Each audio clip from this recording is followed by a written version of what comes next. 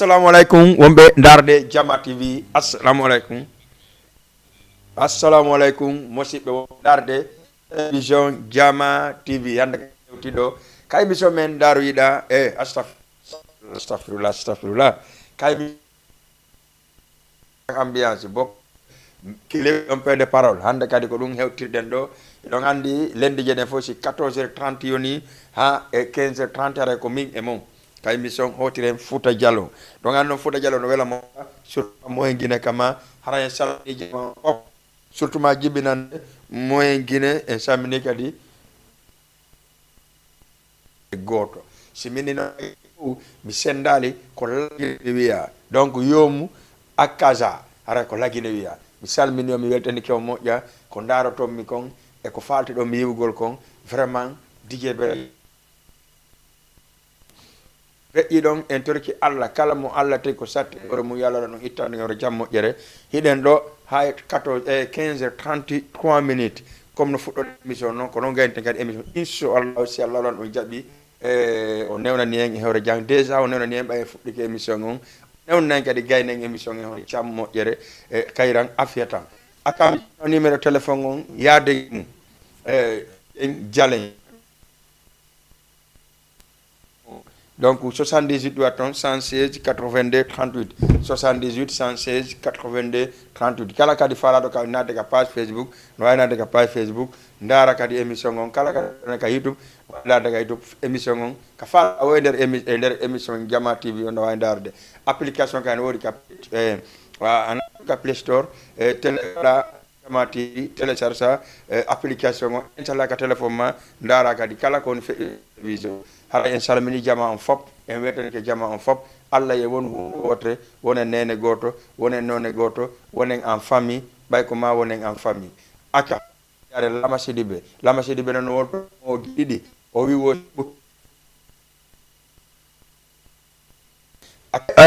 monsieur Lama Sidibé non ko l'enfant de refait lo ko roi de musique pastorale donc andi mi yetto ngunda wotre ye yo andi fo Jama o sendira musique urbain e pastoral on ko don mi do reni ka réseaux sociaux ji do si benni musique fabelan e pat non no yurmi be voilà aray en salmini Jama fop e ngacciali hay goto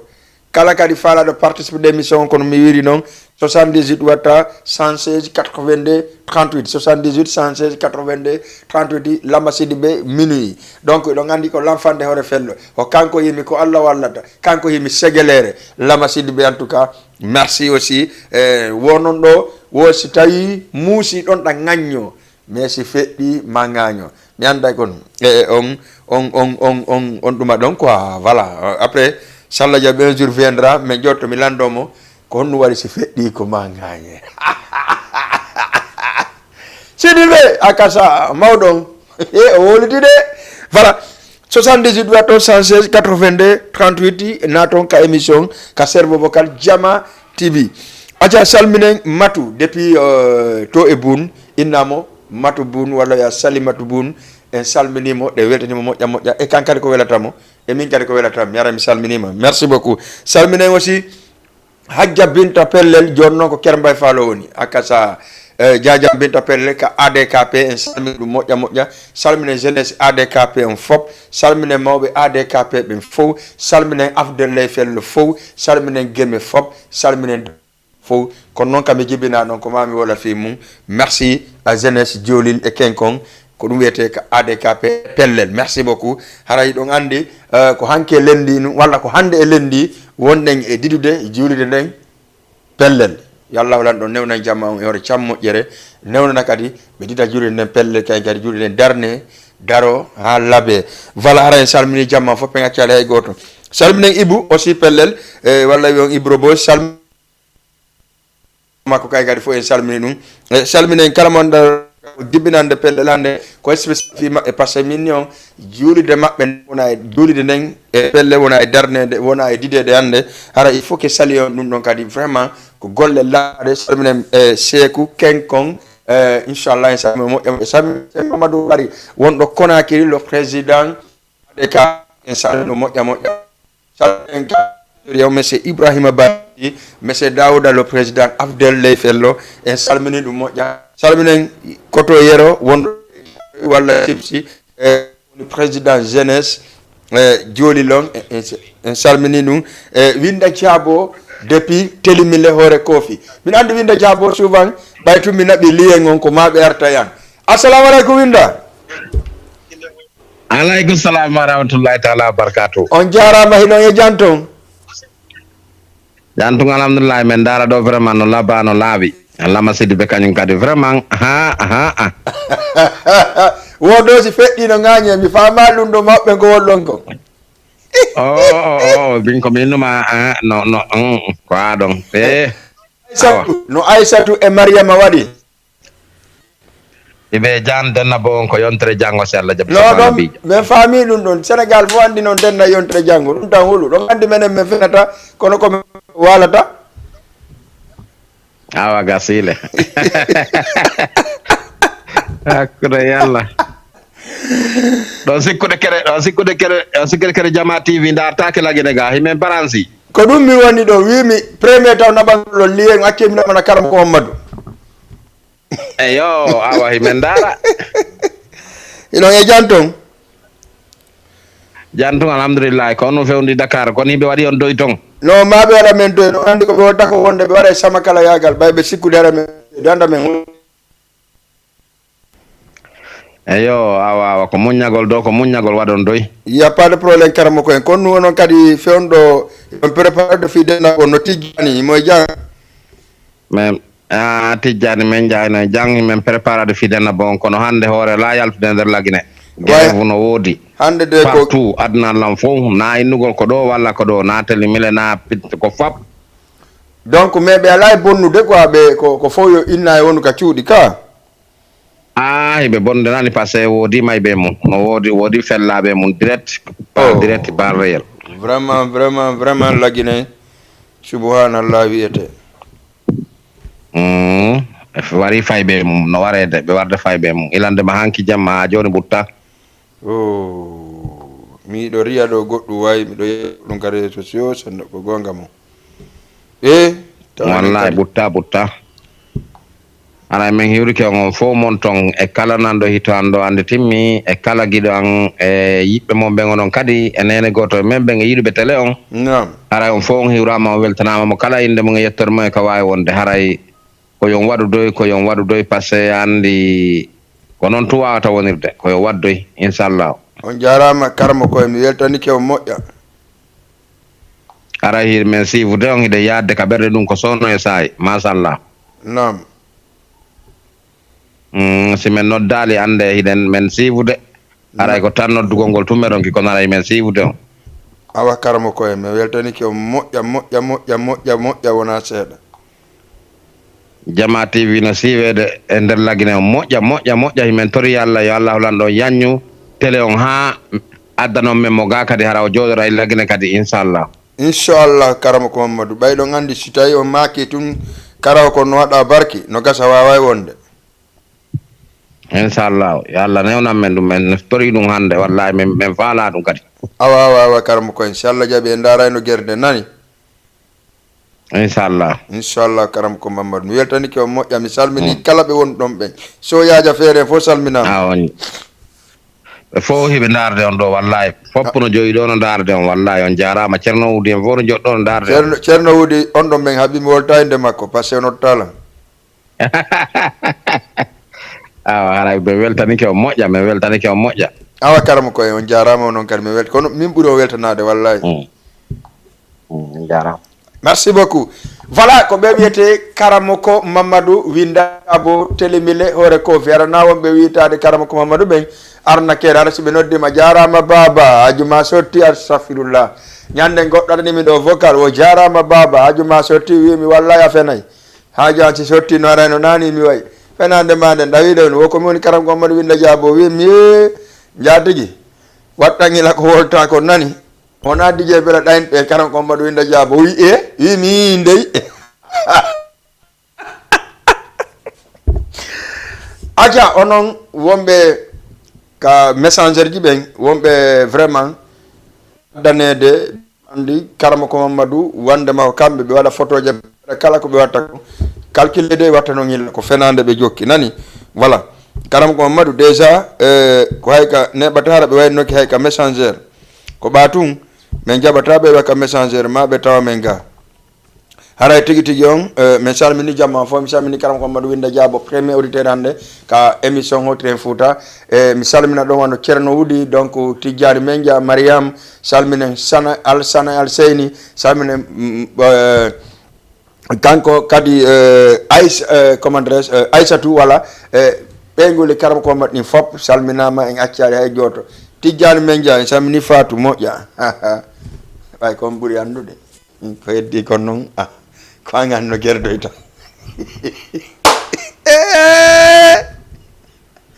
no kasa tijjani menja billahi wallahi feti ko ɓuuri mi gorgo ko an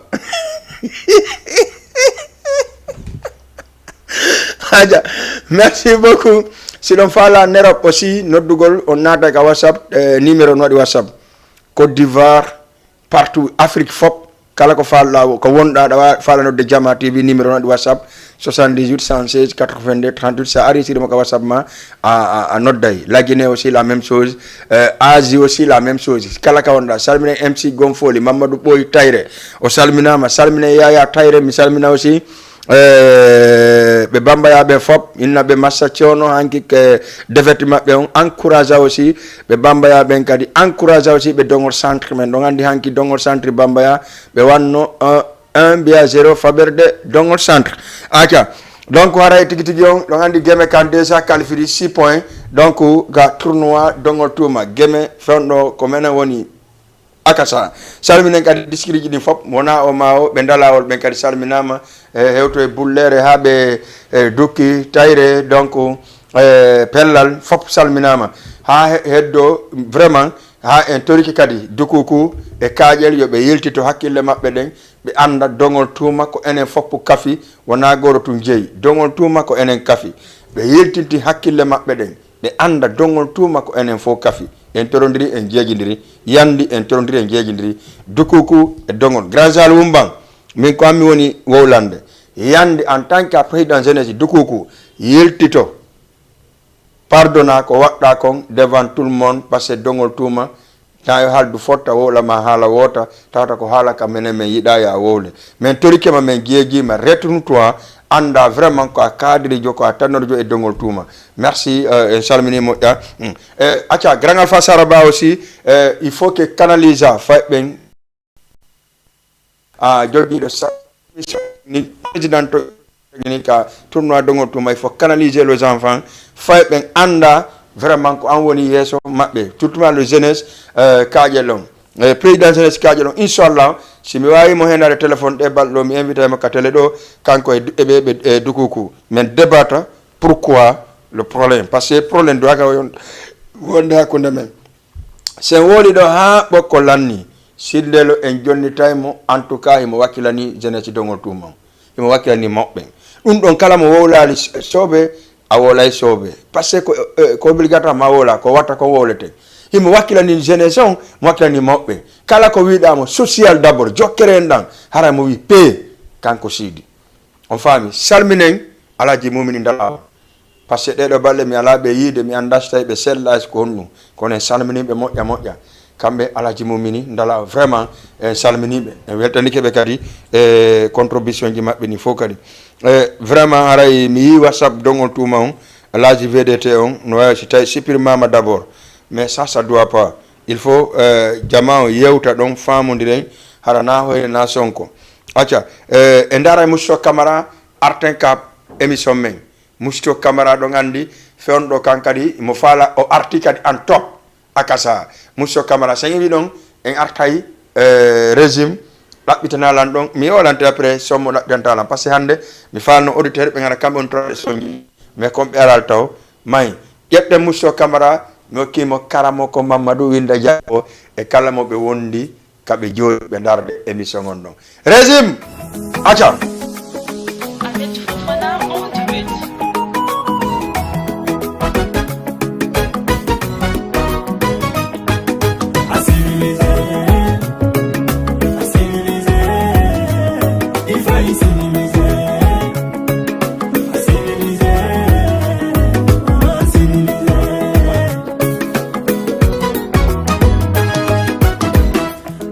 gene mane mu fefeni ara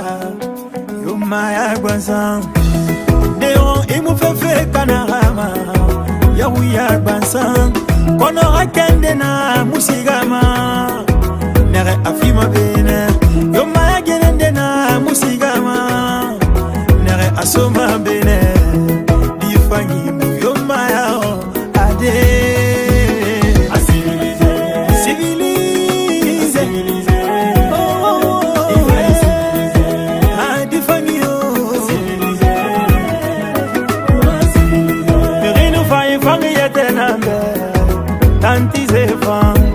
esa kobi yetenambe tanti ze foni sire yo barala yo fanyifa nare emalima na mikolo ze ekima na mikolo kono amai fala mayo gallo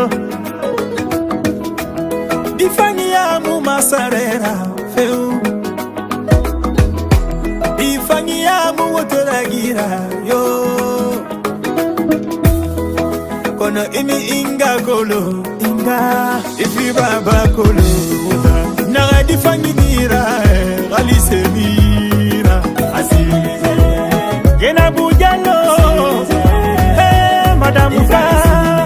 mama isatari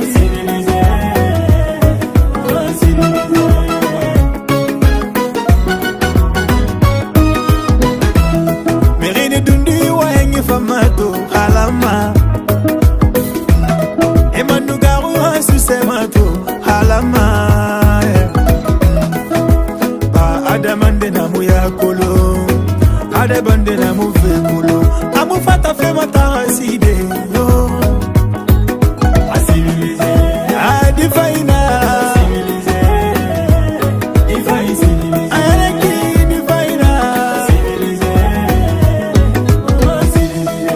wala amaya aba walu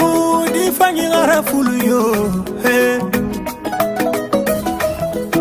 nare amazara ki arayabu awali ki civilize adakina fanyi afonisire adakina afonisire difa infonisire afonisire afonisire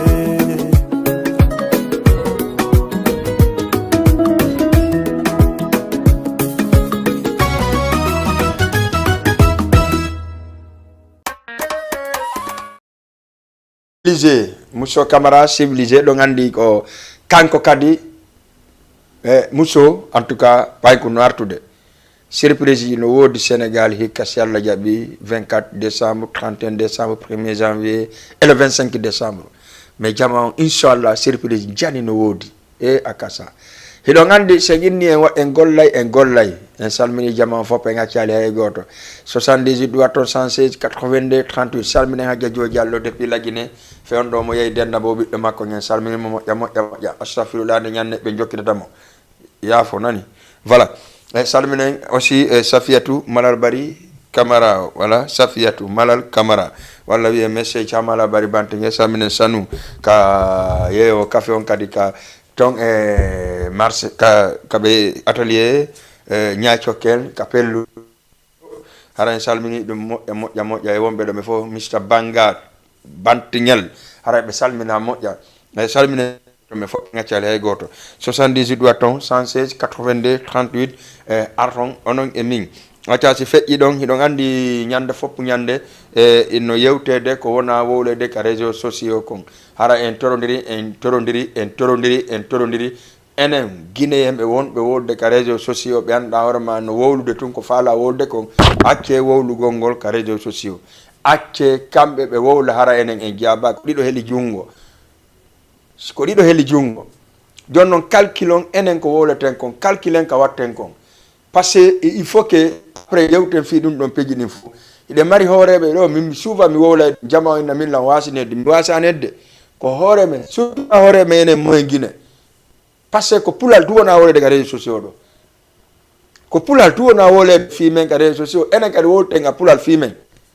mais honto hoore men ɓe woni ko honto confrère de presse ɓe waɗi on ko honto ɓe noddi jama ɓe waɗe ɗum ɗo tina haala wi tun ko ala nawon nawiya no laami hara anda hay ko ɗum wiyete laamu sa lamminima wona active e communauté on kon ɗum andorta merci Isaga grand Isaga Tog le président jeunesse guinéen en tout cas si tawno fof wawino wano ma harayno effort ji no woodi merci beaucoup par ce que a rassemble ɗo yimɓe ɓerɗa hoorema déjà hari ɓe duwano ka joɗade hay e tabal gotal mais maintenant fopp woni hunde wotere en tout cas on te remercie sur ça bonne continuation aussi mais il faut que jama on anda hande ko nuudan nu wona c'est-à-dire il faut famille les gars hein donc wara en salmini jama moƴƴa en tout cas ɗen weltodirani inchallah jaaɓi ɗon andi aray renio samedi inchallah ka grand Isaga Tog Wakam aray inchallah 18h yo fof fottu donc en tant que min noon beela jooli min kadi aray renio jeunesse dongol tuma j'ai retrouvaille dongol tuma on fof aray noddita inchallah rinef angal 8 ka merci président Mamadou Pellal aray kanko ni président jeunesse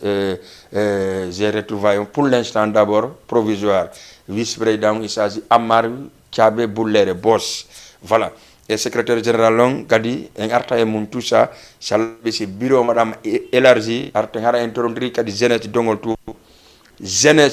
tuma jeunesse yarda horema en tout cas ko patriote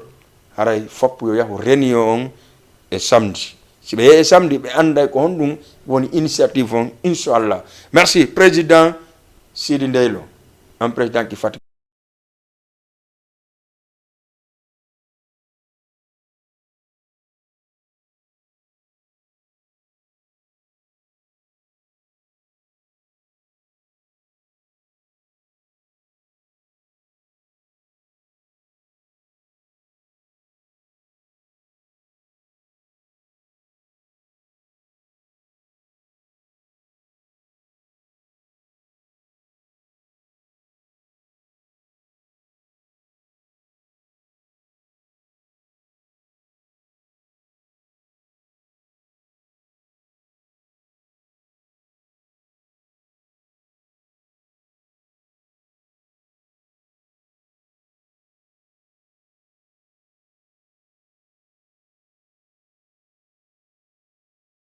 Maseri Koko akacha haray en weltani jama fop welton den kan kadi yimbe ben da vraiment en tout cas no participer souvent ka émission ji surtout mak pa Facebook ay YouTube ka Instagram tout kala ka be way participer haray kambe kadi be weltana karama ko Mamadou Winda Diabo encore en salmini be en weltani kebe régime clip motel adda don wo adnan y a pas de problème auditeur ben habbino den kono bay be arali enen wadi ko en konka acha régime kombo adduɗa ɗon ko ɓerda fenani lan donc mi famali ko ɓernde on ɓorayi voilà ɓernde makko nden wo fenanimo kanko par ce que o yiɗi goɗɗo tawi on ɗon no yiɗi mo acca sayfom balde acca bientôt inchallah Dakar haray salmini jama fop mo kala inde mum e ka fewti 78 ɗowaton 116 82 38 78 116 82 38 wawen golde kadi goɗɗum si feƴƴi ɗon haray ɗon andi souvent e yewtay kono mi wari nani noon éviten haalaji ɗin ka réseaux sociaux éviten ɗum ɗon haray meɗen tori grand Isaga yo noddu kala influenceur jo ɗo wonɗo ɗo blogueur jo wowlayɗo canalise jama on andinen ɓe iɗa andi ala ka huɗaɗo ala régime si tawi tun ɗa waɗi ɗon pré anna han noon tino durma seeɗa few yaafo par ce que durmaji no attaque moƴƴa fewno régime si tawi ɗa prépare ɗon ke moƴƴum addanan akasa min numa joni hande fayda la haala kallan ni keleb régime may taɗa voilà taɗano may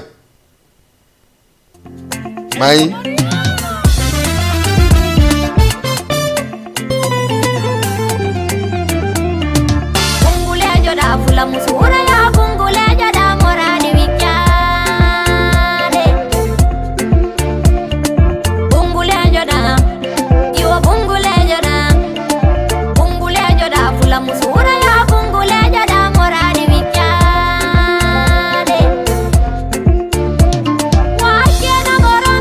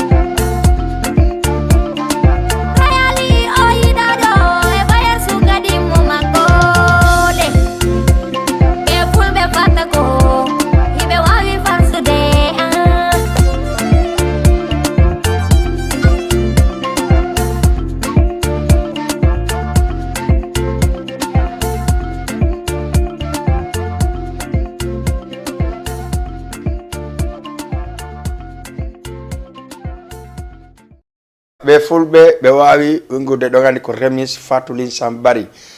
bungulejo da fulamusu wuro yo bungulejo da do andi non fatulin sang e bebe lin sang fo yalla hirno be ya fo mais musique ko remis kanko Aisha Kindia 78 316 82 38 passé de ngedri do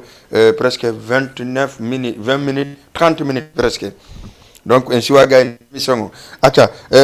salmine jama fop bona o mawo kala mon daro ma en tout cas on darde émission autre fouton haray dewi yo participe ka émission 78 116 82 38 dan no jam on ko jemma ha burata participe den salmini be kan yo parcelle aseni fo e salmini kadi be liberté 6 ha mo wakam to kadi fo no salmina medina aussi no e alga di télé ka réseau il faut que nodda men téléphone kadi inna men ayali télé on wala ni quelque soit alpha salminen grand Saliou Konté grand Saliou Konté sila wolde inde makko il faut que mi wola inde makko moƴƴa jama anda ko bonte monsieur Saliou Konté ko neɗɗo monanɗa hoore ma neɗɗo minata ayata wa makko kono nga ɗaɓɓay kadi wa makko boy wallahi grand Saliou Konté menen weltanima kadi yo Allah lan ɗon junnu balɗe maɗen waɗa battane moƴƴo wallahi meɗen weltanima grand Saliou par ce que waɗanta surprise ɗi waɗanta yimɓe men kon an anda ko ɗum haɗata kono meɗen andi ko ɗum haɗanta men wallahi ara meɗen weltanima moƴƴa meɗen salminma kadi meɗen toranima jang ange ɓe guure ma nden salminen kadi Souleymane SB Vision kan kadi mo salmina moƴƴa salmine Aliou Faro yeeɗo te o marché Tillel walla salminen Ibrahima aussi ndeylo en salmin Abdoul salminen Samba kala wonɓe kadi ka place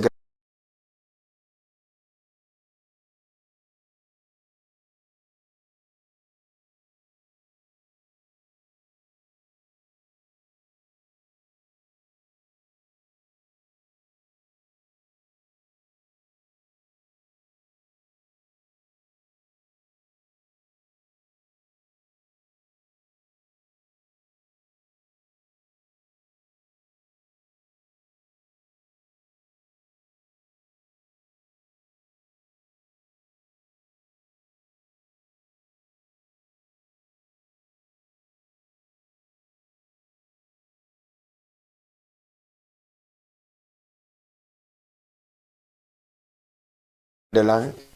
on dara parce que émission hotre fouta ko juste clip voilà donc andi la bay poyo na clip ndaru yida na clip mais hotre fouta mi wadani on pour yon voilà yo andu ambiance on kadi Aisha bonnali wallahi ajim ko sa bonnali goddo piyatama kono sa bonni billahi be labba lewru be foccama lewru sharia be andinama abonni voilà ta goddo bonno nani. Merci karama ko Mamadou winda jabo bedani lando vraiment pay kun kadi wara kun lagine hande pay kun ko même pas essayer kun yoni hay 15 centimes munu hein Allahu akbar vraiment en wiyata de wadi Allah goddum kono non ne wadi mako seeda ne wadi mako tiidi wallahi an tore kemo yo Allah yo en tubi e makko yo accangen non ɗum ɗo cetto arɗo enen arɗo lanɗo arɗo enen ma wara en tum sadi ayne sadaka lambe ɓen ko enen fulɓe ɓen ayne sadaka lambe ɓen wallahi ko enen fulɓe ɓen dari pay kum wara kum mi naɓay kum ka régime so Allah jaɓi régime hollay mo inchallah dari pay kum wara kum vraiment sa no hulɓini wallahi no hulɓini hein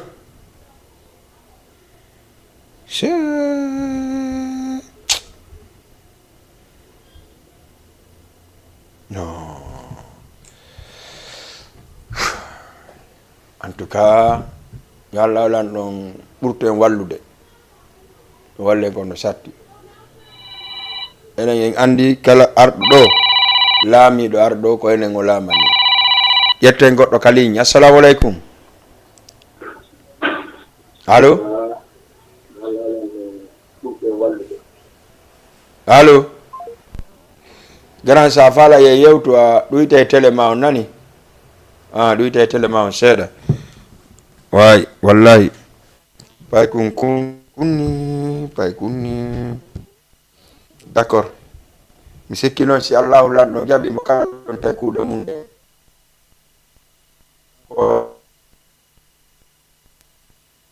kañum waawi portoɓe sawa acca régime clip s'il vous plaît fen ɗo ni voilà émission men on gasa joni inchallah aɗa salmini jama on fop kala falaɗo participe de émission 78 watta 116 82 38 78 116 82 38 taweɗa émission on sa fala noon ka téléma on wa salminen kadi ɓe cak ɓen fof wiyenɓe ɓe waɗa doy ka virage ji ɓe waɗa doy ka double autoje ɗen ɓe waɗa doy e tali par ce que hiɗen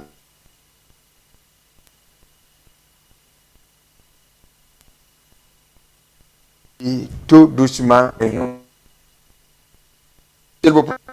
acca go fala combede de ayo mi fala nan tum jio no woɗɗo 99% ɓe jombaka acca ƴetten goɗɗo ka ligne. Assalamu aleykum. Waleykum salam Alaji Diaw.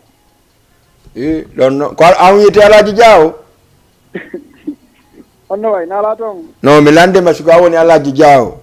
Mamadou Alpha Diallo. Voilà min ko DJ Bella. noy nala toon fof ñiɗon e janno marsude alhamdulillah wujina ko payle ma ɗen wakama ko dambuga marché ɗo meɗen hiwroma mbiɗen darama ɗo. mi salmini onon fop wonɓe ka wakam ɓen fof miɗen weltani on weltani ɗon Abdoulaye Brochette e kala herƴede sobbule ɗon yeeyo liƴƴi yeeyowo tomate yeeyowo jakatu ojji e kon fof mi salmini ɗum.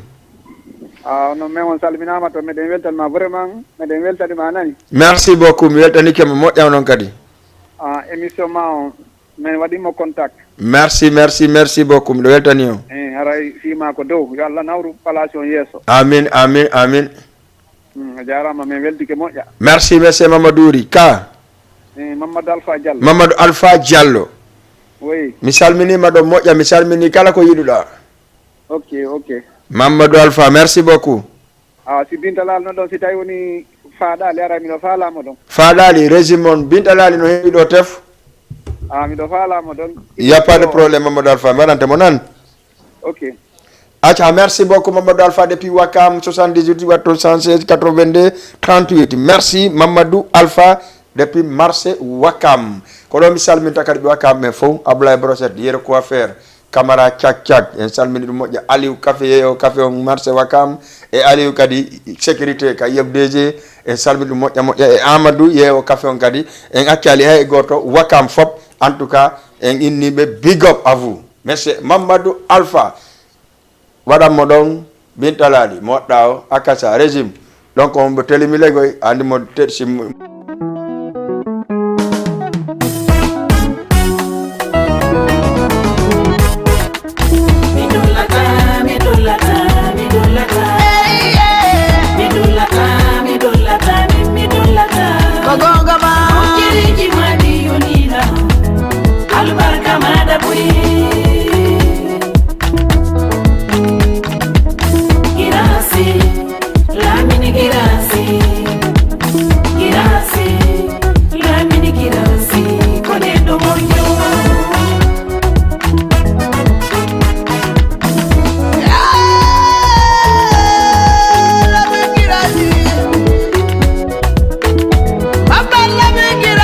Baba Bajo,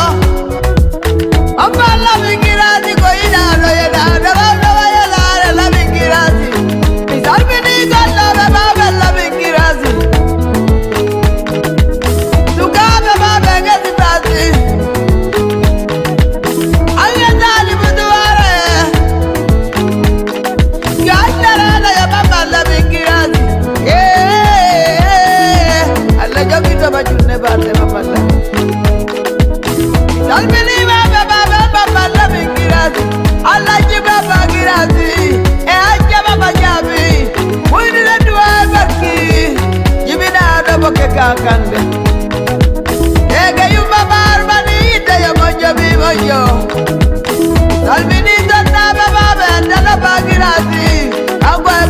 Gabi Kamara. Girassi, Lamine Girassi, Girassi, Lamine Girassi, Konedo Moyo.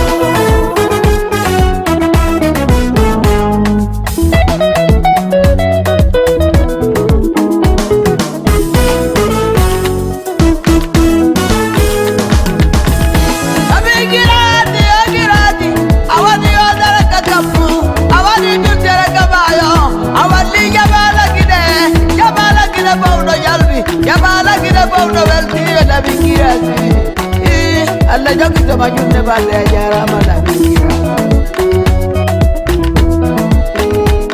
Baba girasi Baze kukirasi Kobobo Mama girasi Nafi girasi Onko bobo ma Ubagati tigirasi Baba baba ye mama la bikirasi Baba bebura bebarka Baba la bikirasi Otajaga bebe yara lipe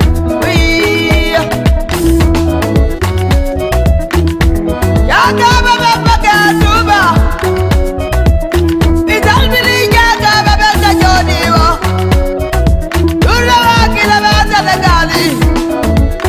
Italbili yaga bebe wo Allah rebi yaga bebe Midulata, midulata, midulata Midulata, midulata, midulata Kogonga ma Ojiriji mani yonila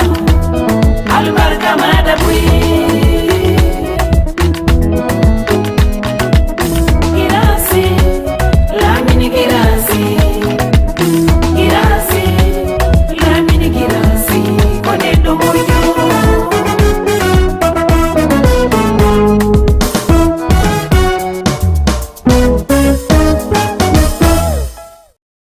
Amin Girassi, signé Bintalali Sow. Merci Mamadou Alpha depuis Wakam. Kwanjay, non, Bintalali Sow. Voilà, émission mengono renien 5 minutes. Haray en salmini jama fop e ngacali hay e goto kala wonno do darde ka émission men moye hotire Fouta. Donc andi non ko do ngoni wayntade on e clip goto mi akki donc régime e clip goto mi arta voilà haray innen en wanno invité kala bay po mais malheureusement en andi en heba invité ben be wi voilà terden dum donc mais inchallah lundi e jeudi sallahu lanno jabi harade mari invité be inchallah ka plateau men Jama TV yewten ko honnum wadi entre kaajel dukuku dongol tu e dongol tuma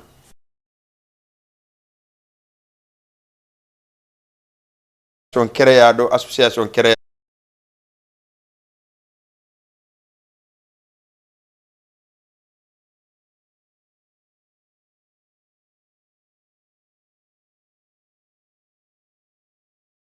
donc andi min voilà télévision ko fimo haray fop no doit écouter jeudi ko spécial dongol tuma inchallah jeudi ko spécial dongol tuma